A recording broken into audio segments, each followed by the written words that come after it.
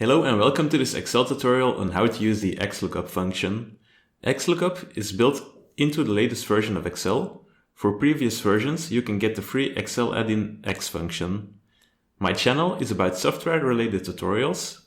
Comments or feedback are much appreciated. Subscribing would be awesome as well. With that said, let's get started. Xlookup is a replacement function for the widely used and extremely popular Vlookup and hlookup functions. With this new function, Microsoft has been able to add some new features to the Vlookup function that make it easier and more straightforward to use as it is more flexible. In this video, we will work through some examples to show you how to use the Xlookup function and what features make it more flexible in its use compared to Vlookup. We start by looking for the population size given a certain country. To do this, we start typing Xlookup, and Excel immediately shows us the different parameters we have to give to the function. The ones without brackets are necessary to enter, the others are optional and can be used for a certain function feature. The required parameters are the lookup value, lookup array, and return array, and the optional parameters are the if not found value, the match mode, and the search mode. Now, to find the population size for a given country, we type Xlookup, then we enter the lookup value, cell H3, which is Belgium in this example. Then we enter the lookup range. Since we are looking for Belgium, we enter range A2 till A16, the country column, and finally, we would like to return the population size for the given country. So we enter range B2 till B16, the population column. If we now press enter, you can see that the population size is given for Belgium. If we would like to know the population size for Japan, we simply type Japan in cell H3, containing the lookup value.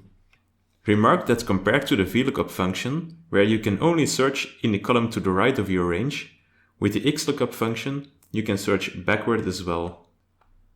Let's show this by taking a certain capital and then search for the population size of the corresponding country. Here, the lookup array is column D, where we can find the capitals, and the return range is column B, the population size.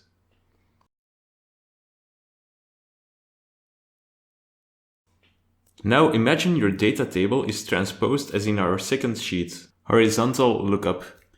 Here you can again search for the population size, given the country Belgium. To do this, you simply select range B1, P1 in row 1 as a lookup array, and range B2, P2 in row 2 as return array.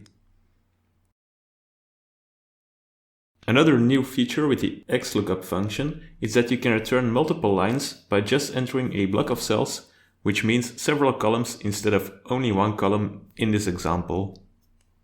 If you would like to find population size, motto, and capital given a certain country, one can easily enter the range B2, D16 as return array. The same logic holds, of course, when you would like to search backwards. Given a certain capital, let's say Madrid, one can find the corresponding country, population size, and motto by simply entering the range A2 to C16 as return array. Let's now turn to the optional parameters in the Xlookup function. First, we will have a look at the if not found value. As the name says, here you can add a message that will pop up when the lookup value is not found. Let's show this. We have repeated the previous search for the population size given a certain country. If we add the Xlookup function, the string not found, as if not found value, this message will be shown when we enter, for example, the country Italy, that is not in the table. In the next sheet, we will take a look at the match mode. Here you have 4 possible entries. 0, an exact match. 1, exact match or next smaller item. -1, exact match or next larger item. and 2, a wildcard character match. The default value is as you would expect, and compared to what is the case for Vlookup, an exact match. Let's have a look at the other possibilities here. So first, imagine you have the price table for a certain item. The principle for this item is that the more you buy, the less you pay per unit until you reach 50 units above which you do not give extra discount. Between 0 and 10 items you pay $5 per unit. Between 10 and 20, $4.50 per unit, and so on, as you can see in the first price table. Now, to know what price to count for a certain number of units, we can add -1 to the Xlookup function as match mode. Then if you enter 19, you get $5 an item. When you enter 20 or 28, for example, you get 4.50 as price, as you would want to.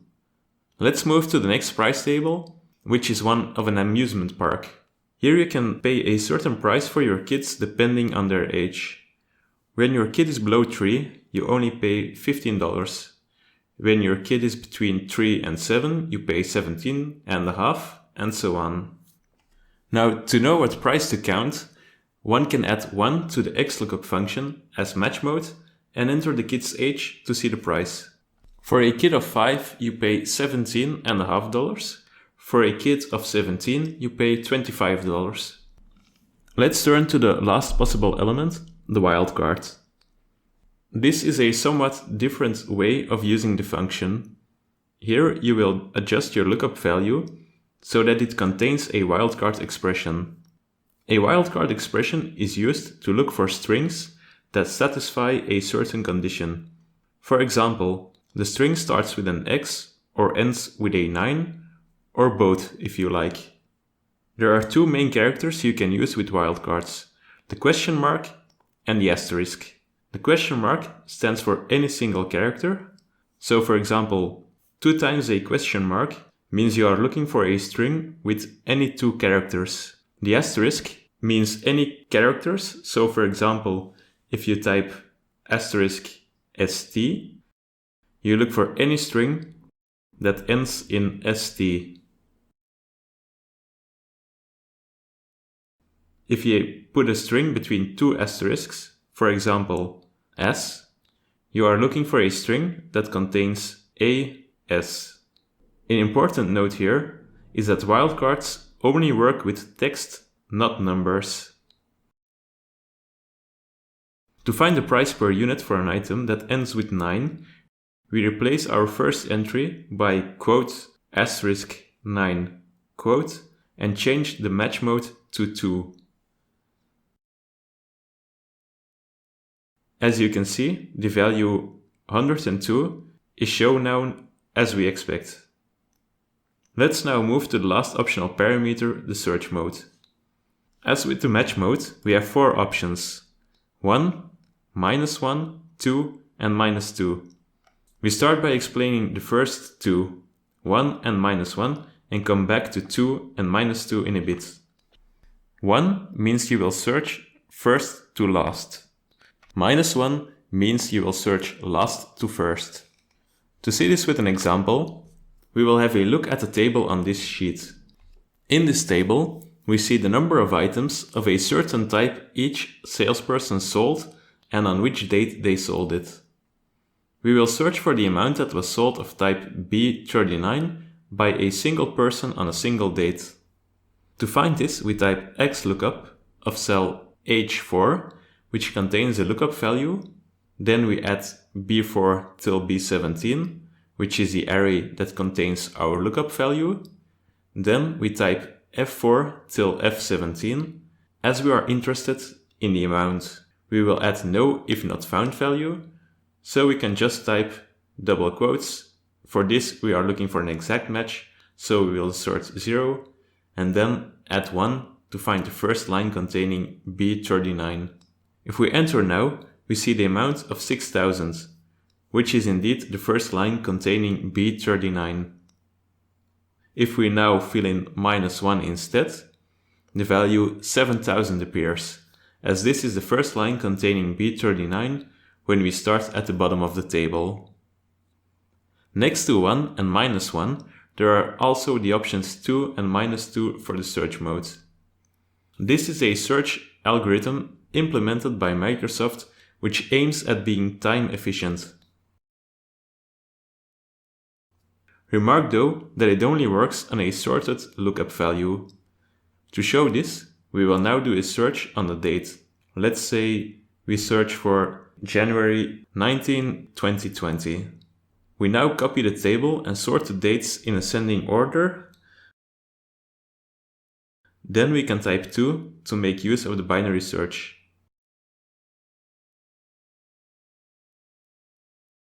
If we sort the dates in descending order, we can type -2 to find our required value.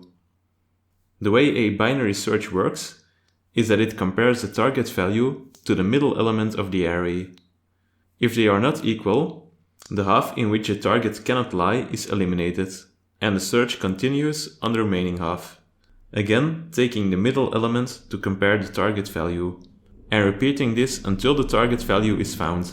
This approach makes it very important to sort your array and use the correct number. 2 if you sort it in ascending order, -2 if you sort it in descending order. This concludes our Excel Xlookup tutorial. I hope you enjoyed watching. Subscribing to the channel would be very helpful. Comments or feedback are much appreciated as well. Thanks for watching, and I'll see you soon.